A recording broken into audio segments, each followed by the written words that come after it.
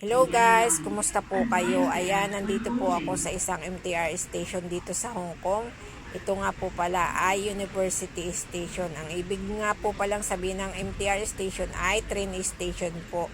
Ngayon po ay Sunday, umuulan po at pumunta lang po ako dito sa lugar na ito dahil ako po may iminit lang pong natao.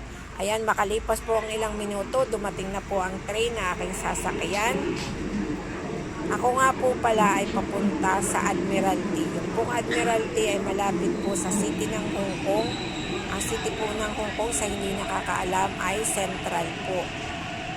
Mula po dito sa lugar na ito ay malayo-layo po hanggang dun sa aking pupuntahan. Sana naman po ako may upuan. Yun po ang aking iniisip. Pero pagpasok ko nga po sa loob, ay hindi nga po siksikan pero wala po akong upuan.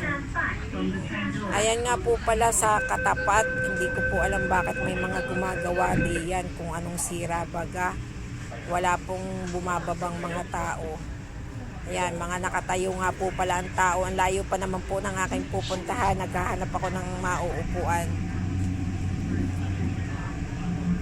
Yun lamang guys, marami pong salamat sa inyo pong panonood. Huwag pong kalimutan, like and follow. Bye-bye po. God bless.